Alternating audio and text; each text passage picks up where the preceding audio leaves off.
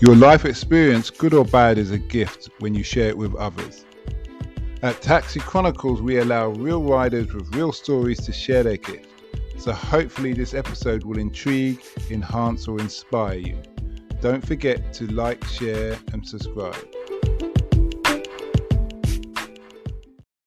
Morning. Yes, it's another rider, it's another story. I'm doing an airport job and we've got Raymond in the house. I don't think you pronounce his name like that, but I'm sure he will correct me.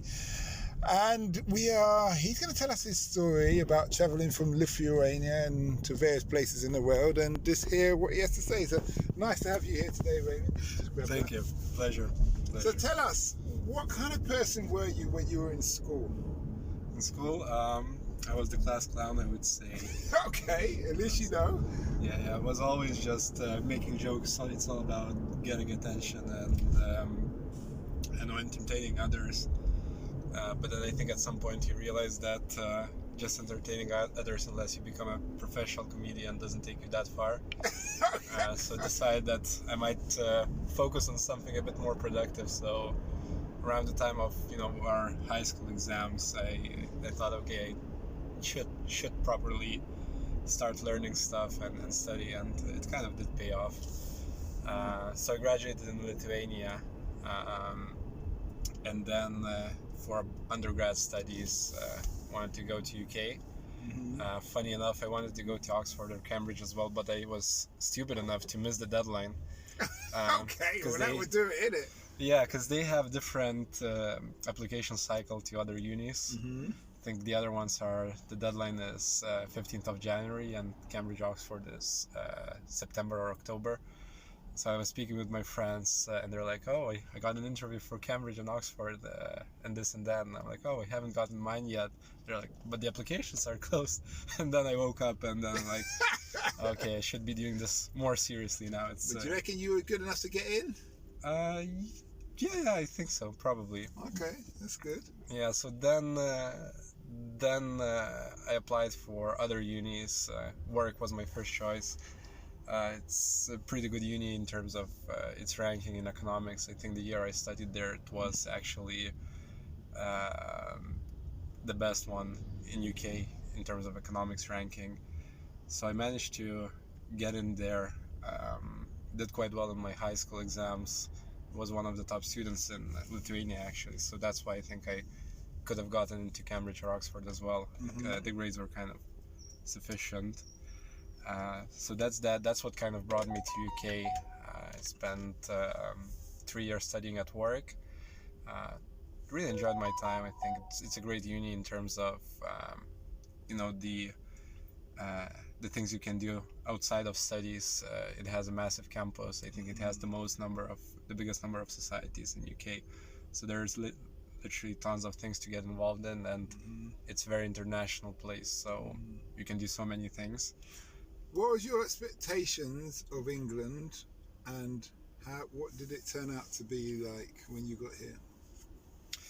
I don't know. It's a good question. I don't think I kind of tend to just go to places without having too much prejudice or expectation and just see how they play out. Same way I'm heading to Mexico now. I haven't spent tons of time considering how my life will look like there. It's kind of just get there and then you see how things play out. I thought there would be much more fish and chips in the daily life though.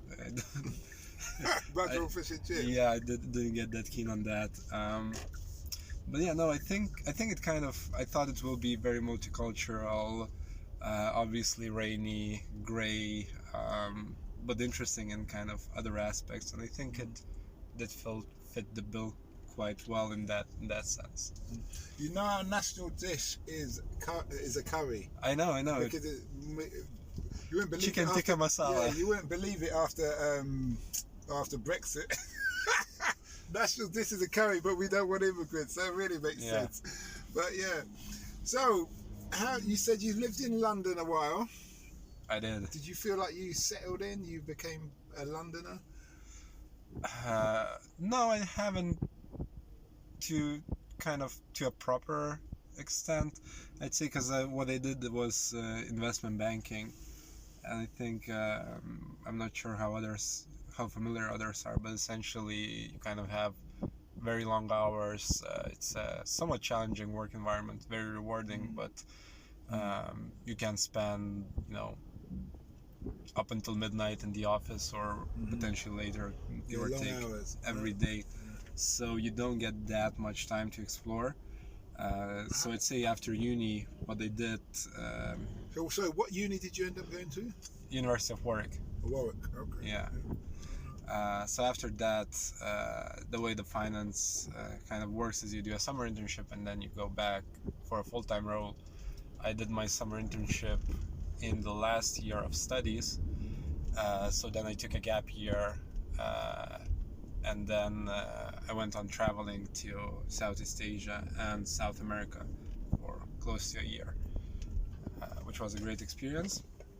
And then I came back to London for 2 years, did the banking in London, got the opportunity to try out banking in the United States, so I went to New York for a year, and then I came back here. How did New York compare? I think New York is just much faster place. People are it's both the rhythm of life. People are kind of a bit more agile, a bit more faster. I think it's a little bit more competitive, especially in finance, but it's also very interesting because a lot of things are happening. I think in terms of work-life balance, it was also somewhat better because it was close to the seaside, so I'm really into water sports, kite surfing, so I could go kind of spend weekends by the sea doing kite stuff, and that was pretty cool. So missing a bit of that. But... So you've had a varied experience: London, New York, and now Mexico to be. Yep. You ever thought of going back to Lithuania? Yeah, I think at the end of the day, at some point, that's obviously a potential and somewhat likely, because I think you still do connect best with people that had very similar kind of childhood upbringing, etc. And up until I was 19, I spent most of my days in Lithuania, so it's just that feeling of belonging that's attracting you back. But that being said, while I'm still young, I think it's so interesting to explore, and I'm just thinking about all the opportunities that we have these days. It's actually, some people might think that it's hard to, go to a certain place, start a new job, etc. But it's actually, just making the decision is probably the hardest part. Then once you've made it, it's usually not that hard. Okay, that's good. That's good. Your time studying in London, what was the pressures? What would be your advice to a 16-year-old who's going to go to university to do the same course you're going to do? What would be your advice to them? I'd say, studying is obviously important, and grades are important, but I think university, at the end of the day, it's a holistic experience. So make sure you do put in work into studies and everything, but then kind of after class activities, making sure you're on top of internships and just meeting people and making friends is just as crucial. So I'd say just don't be too focused on one particular aspect. Same way, if you just party, it's also not a great strategy. So you should be just balanced and in the things you do, and make sure that you get certain level of exposure to all aspects. You seem to be getting jobs quite easily. Now, some people would say are struggling to get jobs in your industry. What do you think what is so special about you? Yeah. There's something about you that you're able to just bam, bam, bam on the job fronts and go from country to country. What's your secret?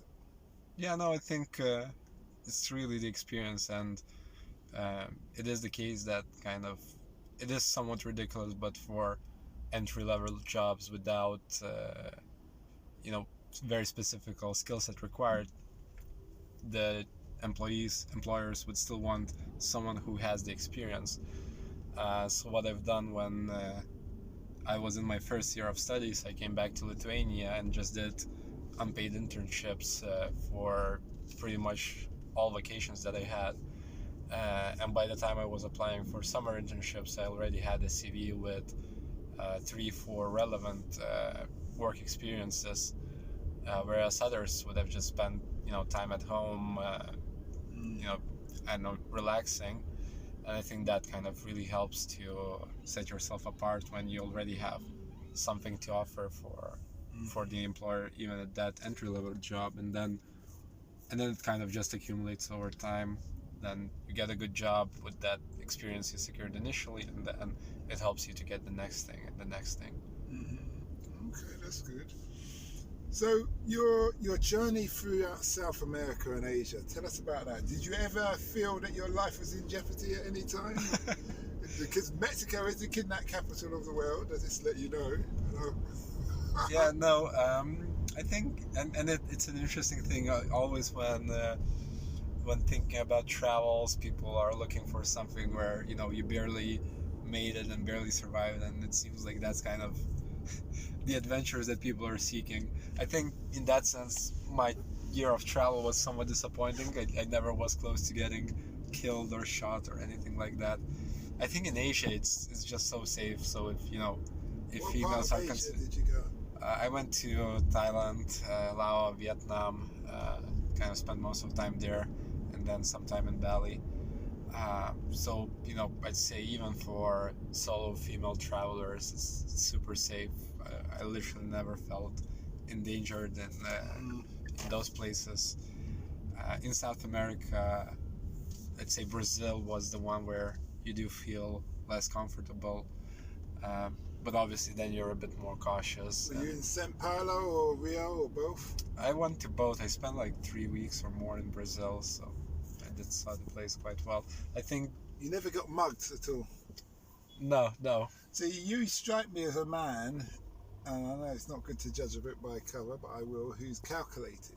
So you kind of assess things and make a decision. So I assume you assess the danger around you, where other people just...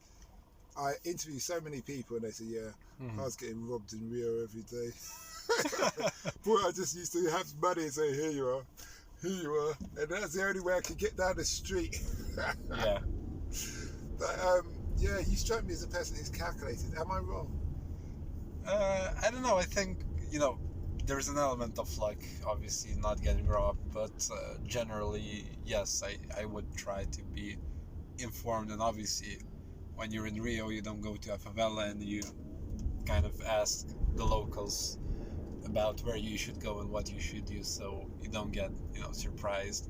I think one thing that surprised me was one of my Brazilian friends telling me that you never resist to a robbery, so you just give away your stuff. Otherwise, even if they look smaller, they might just still stab you or shoot you or whatever, because life is not worth as much back there as it is worth here. So it's kind of you try to stay sensible and abide by the rules of the place wherever you're at. Okay, that's interesting. So you're moving to Mexico. You said your friends have a business there and they're setting it up. Was it investment banking business? No, it's a different kind of play. Just e-commerce, consumer type of business. Okay. What's the... I've heard that term e-commerce before, so I remember creating artwork for one of the episodes. E-commerce is just like digital shopping or something like that? Yeah, essentially just, kind of Amazon type of things. And they're setting up, but they've got Amazon in Mexico, yeah? Yeah, they have in South America. Okay. But you what's your role going to be out there? So I'll be heading the strategic finance division and just essentially dealing with investors and running company model. Okay. Are these guys from Lithuania as well? No, most of them are, the founders are German, so I met one of them when I was working in banking in London, and since then, we stayed in touch. And now the opportunity came up. Okay, that's good. Well, we wish you well. My last question, a couple more questions before we hit the motorway, is what have you learnt over your time in travelling and banking that you wish you knew when you had started? Yeah, I think in banking and just career more broadly, I'd say that relationship with people is just key to success, and it's very critical to expand your network, to kind of be a good person in general. Just be nice to others and it will come back tenfold. So just making sure you kind of develop your network, especially in finance, it's crucial. So that's one from career standpoint. I'd say from the travels, I'd say the key is, sometimes things seem difficult, and I remember when I was going for my first kind of backpacking venture, I was thinking excessively about what things I could be missing, and I was going through the packing list and this and that. I think, as long as you're not too constrained by money, and you don't need to have thousands, but still, these days everything is very accessible. It's easy to travel. You can buy whatever you need at the spots, so it's kind of just need to do it. If you're considering going for like an adventure, a long trip, I think people just overdo with thinking and planning sometimes. Okay, well, that's good. And my last question to you is, what's the impact you want to have on the world? Yeah, it's a good question. I haven't figured it out yet. I think we'll see as we go along what I'm able to make, but I'd say certainly I'm trying to make world a better place for people around me, and at least trying to impact the circle of people around me. And then if the business works out and everything, then we'll look at the greater scale things, but it's kind of one step at a time type of thing. Okay, well, thanks a lot for that, and we wish you well. No problem. Thank you.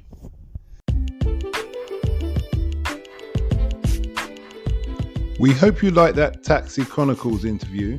Don't forget to share and subscribe to get the latest episode. Ever considered investing in the continent with the fastest growing economies and population on Earth? The same continent that holds 30% of the world's known natural resources. Listen to our sister podcast, Africa Investor Stories, where you hear real investors with real stories from around the world share their experience of investing in Africa. We post Monday and Thursday at 10 a.m. British Standard Time.